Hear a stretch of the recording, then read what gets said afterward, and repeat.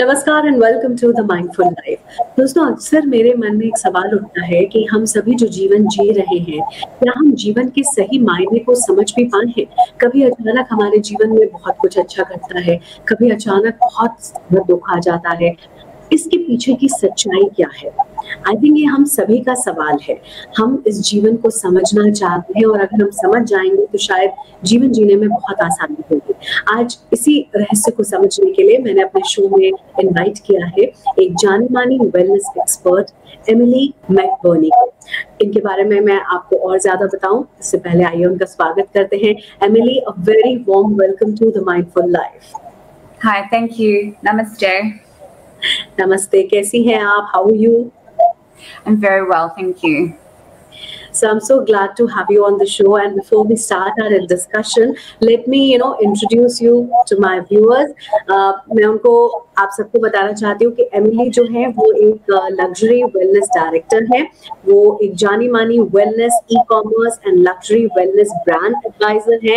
ये ऑस्ट्रेलिया से आती है और ये अक्सर कनाडा, बाली और इंडिया में बहुत सी योग, वेलनेस और मेडिटेशन की अब तक वर्कशॉप्स कर चुकी है। इन्हें पास्ट लाइफ रिग्रेशन का भी काफी एक्सपीरियंस है और आज मुझे बहुत खुशी है कि वो हमारे साथ इस शो में मौजूद है। सो Emily, again a very warm welcome to you. First of all, my first question to you would be, how did you get into wellness? Well, actually, I died when I was 3 and crossed to the other side and came back with some pretty interesting talents. And eventually, they just came to fruition. I followed a path as a newsreader and journalist in Australia. And I would read tarot and tell people's fortunes and have these random thoughts that would come into my head during meditation. I was always heavily into yoga and the practice of yoga. And it just went from there. Nobody was surprised that I transitioned into that spectrum and that field. And I was always really passionate about wellness. I was vegetarian from a very young age and having green juices and smoothies when I was 10, doing yoga for a long time, and generally could see that there was something different to the way we ate and the way we lived our lives and the way we practiced our lives. So that means what I can understand that it started from at a very young age, you know. So you just mentioned that you died and you were reborn. So can you share that near-death experience of yours? How was it and what did you see on the other side? Yeah, so, well, I remember drowning in a swimming pool. I remember falling into a very cold swimming pool in a Melbourne winter. It was about 0 degrees, and I got trapped underneath a cover that they used to cover the swimming pools with so the leaves didn't fall in the winter. And I was trapped under there. I was dead for 11 minutes, they estimate. And I had a very powerful experience where I saw a very bright light. Obviously, I was cold at one point, but then I saw a bright light. I was very warm, and I got transported to somewhere that I felt was above me, that was very bright and white. And there was, I felt it was a male energy there, and I came to some kind of gateway, and there seemed to be other bodies there, but not in a form, like a human form. And for some reason, I was rejected from this doorway and sent back, and I came back and I was flying, and I could see where people were reviving me and where my sister and my brother and my cousins were, where my mother was at the front of the house. She hadn't even known that I'd drowned. I'd fallen in the swimming pool. She was still talking to my aunt. I could tell you where she was positioned with her arm on the car, everything. And I was hovering, and then I came back into my body. And after that, I had some interesting experiences that I could see things that other people couldn't see. Like I could see ghosts, I could see people's dead relatives, I could say, you know, they're talking to you right now and they want to say this, and I knew things about people that no one else could know. Oh, I see. That's really very interesting. You know, I would like to know many more experiences like that. But today, you know, let's talk about the karmic theory, because Yes. I'm sure, you know, that's very much related and connected. So, Emily, you know, in India, there is an idiom in Hindi where we say, "Eent ka jawab patthar se." Yes. So what does that mean? That if somebody is throwing a brick at you, you must respond with a stone. Yes. You know.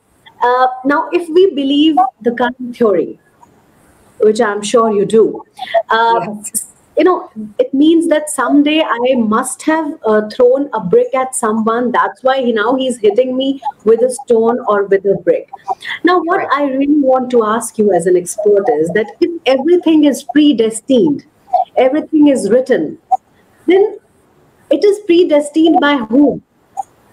I mean, how do we believe it? How do we believe that current theory exists? And what is this current theory? Well, the theory of karma is actually a scientific theory. If you know about Newton's law, which is action, every action has a reaction. So if you throw the stone, it will hit the glass or it will hit the ground. There's a reaction to your action. And the same applies to karma.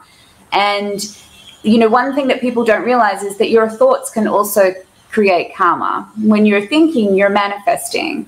So if you keep thinking, oh, I'm horrible looking, I'm a horrible person, or thinking negative thoughts, that will actually happen. So I believe that our karma is destined. You know how you have the palm leaf readers and there's 3 different paths you can go in your life, 3 different doors. I believe that karma is destined, but I do believe that you do have the ability to change that path. Because at the end of the day, we can all make decisions, you know, and it's just a matter of tuning into those decisions before there is the reaction that can have the powerful, powerful change. For example, when people have accidents, there is a theory that there were 3 steps before that accident that led you to that accident. Perhaps you were trying to get out of your house and your door wouldn't open, but you persisted. That could have been the first universal action of maybe you shouldn't leave the house right now. And you hear these incredible stories, like, for example, there was a model who missed the 9/11 flight from Boston to New York. She was meant to be on that plane that went down. A week and a half later, she was stabbed in an alley in New York City. So her destiny was that she was to die at that age, and there was nothing she could do to change that. But I do certainly believe that we do have the power to use our thoughts for our benefit. And even though you go and have a reading and you have an astrological reading, or someone may read your future, that doesn't necessarily mean that that will be set in stone. You do have this incredible power of your mind, using your mind and the universal law of karma to change things. You can change things very quickly. Right. So if our soul is on a journey, then we often say, you know, that we all come empty-handed, we will go empty-handed. But in that case, I think that's not true. We all come with an account and we go with an account, isn't it? I think we come with an imprint of past lives. You know how you see these situations where you have a small child and you ask them what they want to be when they grow up. And they have these fascinations with architecture or archaeology. They love the pyramids. They have these little things that they love. I remember I have children, and I remember this boy in my daughter's class dressed like he was from the 1950s. You know, with the rolled up sleeves and the Elvis look, and he just loved that era. And of course, that was his past life. It's very obvious when there's a past life. And when you get into past life regression, you start to see how obvious it is. People were something in a past life and they bring those skills into their current life. I mean, there's no way a small child could get on a piano and start playing that way. They've learned it from a previous lifetime. Or when they come to a country, some people have an amazing experience. Other people don't have a great experience. So, yes. Emily, now that let's talk about that life, which is between coming and going. You said we come with imprints, we go with imprints. Now, what about the life between coming and going? How it should be, and how should we lead that life? Well, this is the most important thing. That life will predestine your next life. Absolutely. Everything we do in this lifetime will be rolled on to our next lifetime. So whatever you do in your daily life, I always say this to people, you give and you get back threefold. And it doesn't have to be monetary. It can be a smile. It can be spending time with someone. It can be talking to someone. It can be helping somebody with their groceries. It doesn't have to be a monetary, commercial, materialistic exchange. It can just be a random act of kindness. And it's so easy to do it in India, for example. We have a group of girls that we see each day. We walk in Lodi Gardens and we give them things that they need, because we know that often if you give them money, it's not going to them. So we say, what do you need? And now they'll say, you know, can you get some face scrub or hair oil or sanitary items or talcum powder? These are very little things. And what I saw when I started doing this was the rest of the world joined in. So I started getting donations from all over the world, from people who would give me 1 or 2 lakh to take migrant workers home, or people that I came into interaction with on a daily basis. Can I help the girls? Can I send them some clothes? Can you give them some food or buy them some chocolate milkshakes? And so this is not necessarily my karma, because the people that are also giving to me are getting that karma as well. Yes, absolutely. So you mean to say we should deliberately get into all this, because obviously this present life is going to affect my next life. And if we have, and so do you mean to say that whatever we have sown in the past, we have to face it in the present? Absolutely. So this is another thing that happens. You'll start to see in your life a pattern will keep coming up. You know, whether you have a boss who's annoying you all the time, or whether you keep having unluck in your relationships, there'll be a certain pattern you'll start to see. The same thing keeps happening. And that's all your lesson. That's it. I mean, the karma will come very quickly once you start getting into the practice of working with karma and acknowledging that your thoughts do have an impact. And they're very powerful. And I always say everyone's spiritual. Everybody has these abilities. It's just a matter of using meditation to tap into them. Because when you meditate, you work on the frontal cortex of your brain. It's science. And it allows the thoughts that are negative to stop. And it also opens up the pathways for these positive thoughts to come in. Concepts, creativity, ideas will all come through then. And then you can lead a positive life, and you can be more grateful for your life. And I always say to people when they're stuck in their life, the first thing I say is go and give it to someone else. Like, cook a meal and give it to someone else. That's the surefire, easy way to shift karma very quickly. And then I say, let's start to work on your patterns. So let's start to work on where you're getting stuck and why do you think that's happening? Emily, you know, sometimes you are you have some very close associations with people you just don't like, but you have to live with them. And, yes. You know, does that, I mean, how do we give ourselves those reminders every time we meet such people that maybe we are settling some karmic account with them? Yeah, so this is our karma. We are inviting these people into our lives as our family. They are our karmic blessings, 100%. Yes. And so that's where the work begins. It begins from when we're with our family. And sometimes it doesn't always work out, and sometimes there's strained situations. But in general, the rules of living this life of feeling freedom and feeling karmically clear, sometimes we do have to disengage from people. So, for example, I don't have anyone in my life who slanders other people. Slander is very, very bad for your karma. You know, people who get caught up in gossip and slander, and this person's doing this and that person's with that person. I don't have any of that room for that energy in my life, because I'm constantly in a state of manifesting joy and light, and I don't want the negativity. It's a little bit harder with your family because you're stuck with them. So there are ways of getting around that by maybe educating. You know, when we have issues where people are perhaps a little bit ignorant about something, you have to educate them. But past life regressions are very powerful to track. Perhaps there was something in your life that you were always, for example, my past lives, I was always second best in my relationships. So I was always the afterthought, and I was always the second thought. You know, there was always another female in my partner's life who was more important, which is valid because often there's a mother or a grandmother. But for me, it was just a pattern that kept coming up all the time. So now that you're talking about past life regression, a lot of people do not know about this therapy. Can you explain what is past life regression? How effective is it? And when should people go in for it? I find that people generally get drawn toward past life regressions when they've had an upheaval in their life. And as we're talking about patterns, it's the same pattern that keeps coming up. You know, why do I keep attracting these people that do this to me or break my heart? Or it's always the same pattern. So when that happens, I say to them, why don't you try a past life regression? You might get something from it.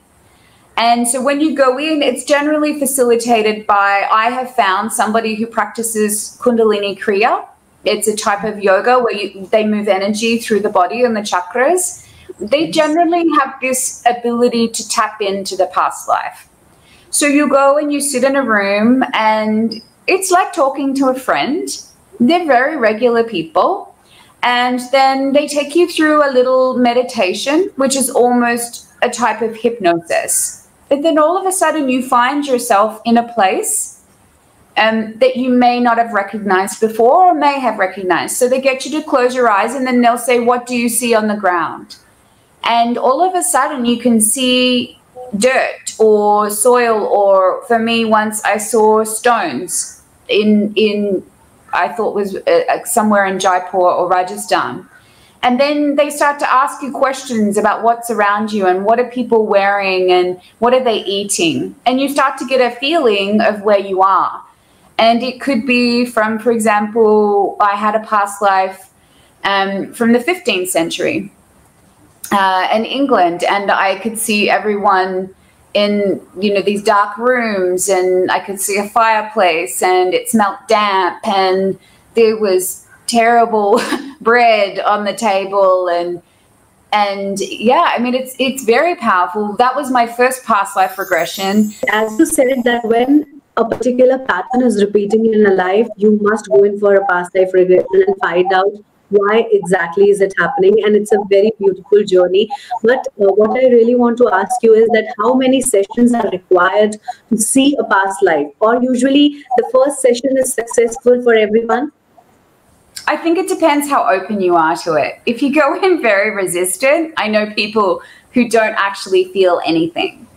But if you go in with a very open mind and open to change and open to your life changing, then I mean, I really enjoy it. As I said, to me, I don't read too much into it. I don't fixate too much on it. It's a bit like going to see a psychic or an astrologer. They tell you something, but you are still in control of the direction of your life. So I definitely recommend it to many people who are feeling stuck, or if they have an illness that perhaps conventional medicine cannot treat. Because what happens when you do the past life regression is the facilitator will help you heal that wound in the actual regression. I would like to ask you about deja vu. I mean, we are all familiar with this term, deja vu. Suppose we are going in a car and we feel something will happen which hasn't happened as yet. So does that also related to, has it got any relation with that past life memory? Absolutely. So there are all places that we've been in before, and there's actually a lot of practices you can do to follow the path of the deja vu. It's actually a yogic practice that we do. When you get a deja vu, you should stop if you can, close your eyes, try and meditate, and then you will start to trace it, a bit like you're tracing a past life or a movie or watching a movie, and you can follow that thread, and it's interesting to see where it will take you. In a sense, deja vu is your own past life regression. Right. So, Emily, one more question. How do we get rid of that attachment factor, and just focus on clearing our karmas with the particular person, if you can tell us? Yeah, this is really hard, and yogis spend a lot of their time in their lives trying to detach. It's one of the most difficult parts of Patanjali's sutras, which is the sutras we follow in the yogic path, is the path of non-attachment. Because we all like things and we all like to have comforts, and sometimes we get fixated on these things. But what I say to people is, when you start to learn to let go, they'll always come back to you. I mean, you can take it so far where you're taking off your shawl and giving it to people in the street. That's fine. But in general, keeping a very simple life is very important. And I find that the people that I do spiritual advising for, some of them are, you know, world leaders, like, I don't know, former US presidents. They have very simple lives. They have 5 items in their wardrobe. A lot of CEOs just have a very simple, compact wardrobe and just barely what they need. One watch, one vehicle if they need it. They live very, very simple lives. And I think there's simple a lot life, simple living, simple life, simple thoughts, and meditation. I think these are the tools. Yes, 100%. 100%. Emily, also, how do we empower ourselves to face the difficult times? Because, you know, when we face the challenges, that's the time we feel very drained out. So how do we empower ourselves? Because I'm sure after understanding about the karmic theory, escaping from it is no solution. So we have to face it. Now, how do we face it? How do we empower ourselves? I think this is a really interesting question, because when we talk about mindfulness and we talk about wellness, I don't think people quite understand that it's actually really hard work. You have to really work at it every single day. You're working on yourself. You're working on changing your karma. It's a big job. So one of the tools that I love is journaling. And it works for everyone to journal. 5 things that you appreciate as soon as you get up. And that will shift your entire day. And sometimes it's really hard to find things that you feel great about, especially in the current climate. But keep it simple. You know, I'm grateful that I have, you know, a roof over my head. I'm grateful that I have a comfortable bed. I'm grateful that my family is well right now. And you know, just very simple things. Keep your gratitude or keep your journaling very simple. A thought will come into your head. I meditate every morning for 20 minutes every day. And I have done that for many, many, many years. I find personally, it's almost like taking out the garbage in my mind, and it gives me a fresh slate. Also, not attaching to things that happen. We talk about material goods, but if you had a bad day yesterday, which I did, I had a terrible day yesterday. But today I got up and said, I'm not attaching to that. That was yesterday. It's done. It's gone to bed, literally. Today is a new day. It's a fresh slate. It's going to be a good day. I do cold shower, which is hydrotherapy. It's an ancient Ayurvedic technique, and they also do it in the north. It's called an Ishnan there. It's just taking a cold shower, which resets the central nervous system. So this is all science. You know, karma is science. It's the law of every action has a reaction. Every thought can turn into a thought becomes a word, becomes an action. You know, if you wake up and you're having negative thoughts, you're going to send that out into the world, and you're going to then react with that. And then you're going to act and be perhaps unkind, and then that's going to cause a reaction, and then that person will have a bad day, and so on. So it's very important that we work on ourselves. And these are tools and tricks we can do. So meditation, journaling, very quick things, quick cold shower, and then you're ready to do your day. Social media and being online is actually not great for your health, and not great for manifesting, and not great for your karma, because it can send you into a negative spiral, and it also gives us false dopamine hits, which is we get these, oh, this person likes me, but it's actually not real. So it's better you're better off limiting your time online, because it can really affect your karma. It can affect your actions and reactions. And it can affect your thoughts. It can affect your thoughts about yourself.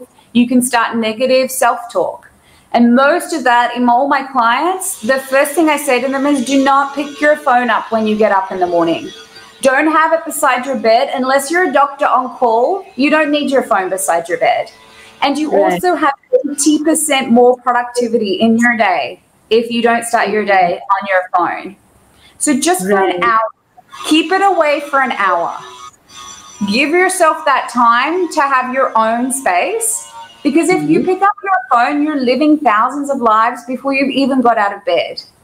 You know, you've basically taken in everything your friends have done and your family have done in the last 24 hours. And that's a lot for your system and for your thoughts as well. Wow. Emily, I think you have, made us understand this whole concept of karmic theory beautifully.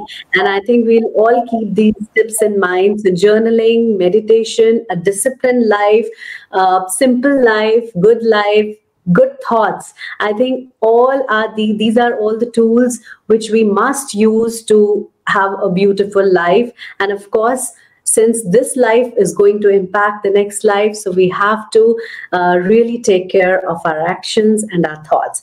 Emily, thank you so much for being on the show. And I'm very sure that viewers have benefited from whatever you have told us.